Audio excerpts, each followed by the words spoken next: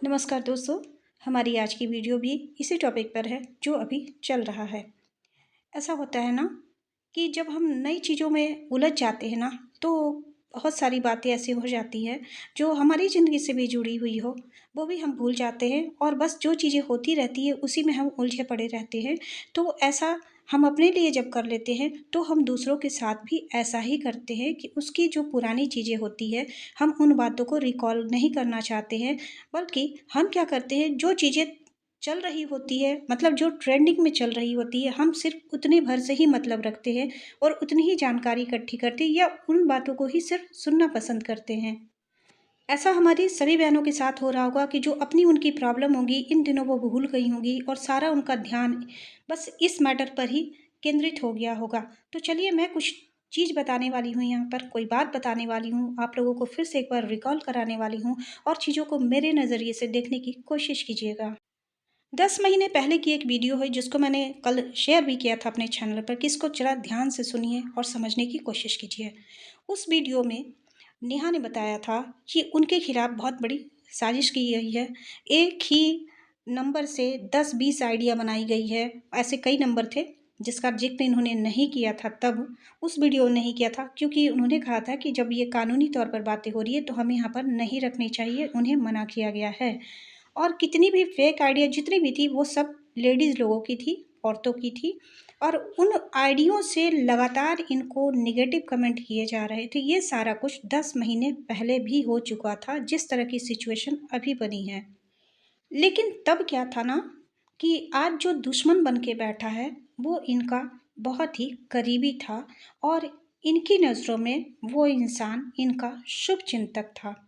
पूरी ज़िंदगी इन्होंने सौंप दी थी, हर फैसले पूछ कर लेती थी, हर फैसले में दोनों की मर्जी होती थी और पूरी तरह मैनिपुलेट किया गया था। मैनिपुलेट करने वाली बात सरिता जी ने भी अपने वीडियो में कही है कि मैनिपुलेट करने की क्षमता उस इंसान में बहुत ही ज़्यादा है, क्योंकि जिन जिन लोगों से कंट्रोवर्सी इनकी हुई है, इनकी मतलब जो अगले शख्स हैं उनकी हुई है, उन सब ने महसूस किया है कि ये बहुत सारी बातों को मैनिपुलेट करते हैं, बहुत सारी झूठ बोलते हैं अपने आप को सही साबित करने के लिए और सामने वाले को गलत साबित करने के लिए बहुत सी ऐसी मनगढ़ंत कहानियाँ भी बनाते हैं। तो क्या इस शख्स ने नेहा के साथ वही काम नहीं किया होगा? जब नेहा उन आइडियो को बाहर लाना चाह रही होगी, बताना चाह रही होगी कि देखो कहाँ से है, क्या है, और यहाँ पर शख्स को पता था कि ये आइडिया अगर सामने आ गई तो सभी लोगों को पता चल जाएगी और इन्होंने अपने हिसाब से नेहा को मैनिपुलेट कर दिया और उन बातों को वहीं का वहीं दबा दिया और नेहा को लगा कि ये इंसान तो मेरा भला चाहता है, या शायद इन्हें ये लगा होगा कि शायद हमारी ही बदनामी ना हो जाए उल्टे, क्योंकि देखो जहाँ पर मैनिपुलेशन का काम चलता है ना, तो वो पूरी तरह दिमाग को भ्रमित कर देता है इंसान जो सामने वाला होता है।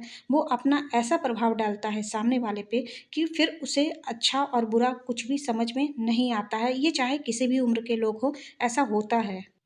उस वक्त की सारी इंक्वायरी में मोनिका ग्रोवर साथ साथ थी, भोपाल गई थी वो, और नेहा के साथ मिलकर सारी चीज़ों को शॉर्ट आउट किया था, सारी चीज़ें बाहर आई थी, क्या डिटेल्स थे इसकी सारी जानकारी मोनिका को थी और इस बार भी ऐसा ही हुआ। मोनिका को वो सारी जानकारी थी, वो सारे नंबर्स पता थे, वो सारे डिटेल्स पता थे जो नेहा के पास थे और नेहा कानूनी प्रक्रिया के तहत मुंह बंद करके बैठी थी।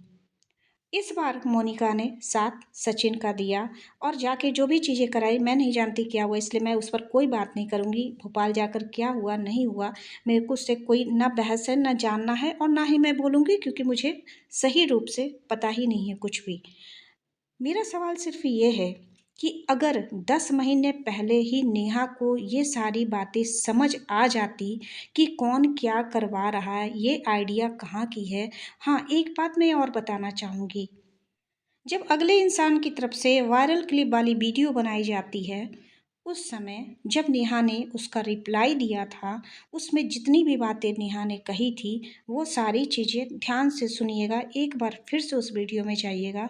नेहा ने कहा था कि मेरे पास सारे प्रूफ हैं, किन किन आइडियों से मुझे क्या कुछ किया गया है और जो नंबर और जो आइडिया निकली है वो झारखंड के हैं और तुम कहोगे तो मैं सामने रख दूंगी।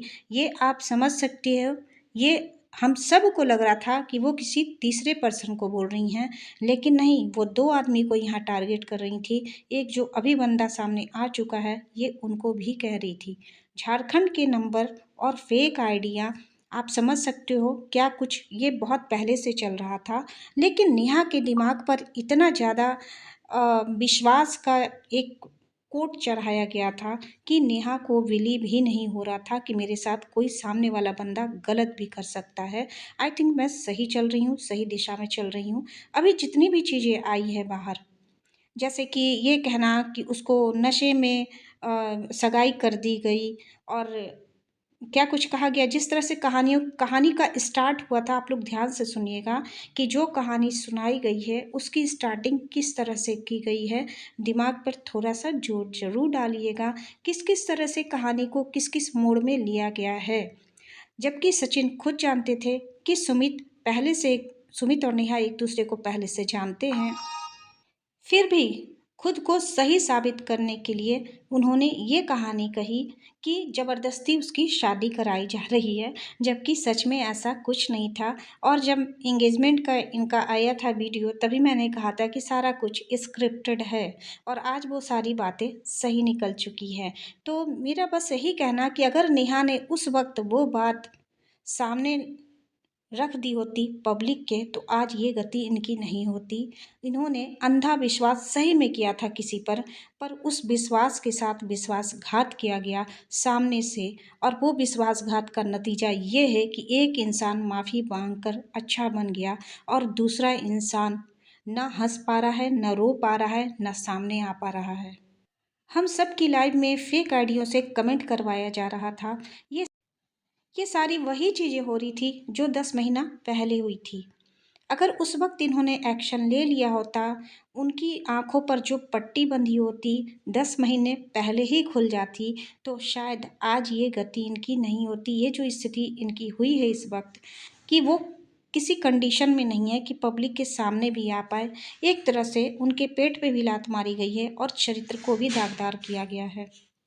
इन्होंने 10 महीने पहले वाली वीडियो में एक और बात भी कही थी कि इनकी कोई फ़ोटोज़ है जो कोई एक बंदा इधर से उधर ट्रांसफ़र कर रहा है, इधर से उधर भेज रहा है। आज वो सारी चीज़ें क्लियर हो चुकी है, लेकिन ये खुद समझ पा रही थी क्या? या फिर इनको जहाँ शक था, इन्होंने अपना शक ज़ाहिर किया और वहाँ पर फिर से इनकी आँखों पर पट्टी बाँध दी गई कि नहीं, नहीं, मैं तो बहुत अच्छा हूँ, मैं तो तुम्हारा बहुत भला चाहता हूँ।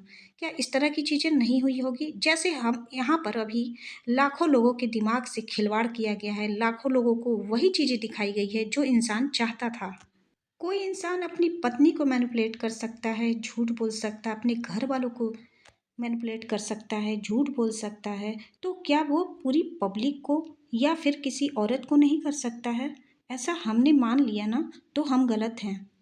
अपनी वीडियो के एंड में मैं यही कहना चाहूँगी, नेहा जी अब देर नहीं कीजिए, वो सारे प्रूफ लेकर आइए, वो सारे नंबर लेके आइए, और अपनी प्रशासन से जो भी आपने कार्रवाई की है उनसे आप सहमति लीजिए कि अब हमें अपनी चीज़ों को रखने का मौका दीजिए, अब नहीं तो बहुत देर हो जाएगी। और मैं एक बात और यहाँ पर अपनी तरफ से कहना चाहूँगी, थोड़ा वक्त लीजिए अपनी शादी के लिए, टालिए अभी 1 साल 2 साल, क्योंकि कुछ और लोग हैं जिनकी असलियत अभी आनी बाकी है।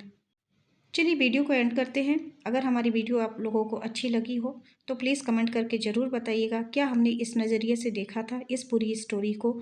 अगर हम अपने हिसाब से सोचते तो शायद ये स्टोरी कुछ और होती, लेकिन हमें जिस तरह से इस कहानी को सुनाया गया है, हमने वैसा सोचा, तो कहीं ना कहीं हम भी अपनी नज़रों में गलत साबित हो रहे हैं।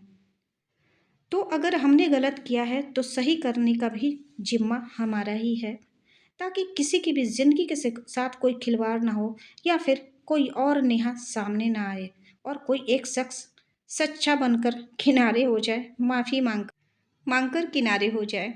तो चलिए चलते हैं और नेक्स्ट वीडियो में फिर से मिलते हैं किसी और टॉपिक के साथ में। बस टॉपिक तो इसी से रिलेटेड होगी, नई नई कहानियाँ सामने आती जाएगी, और स्टार्टिंग मैं करूँगी और फिर पीछे पीछे सारे लोग चलेंगे। Bye bye and take care.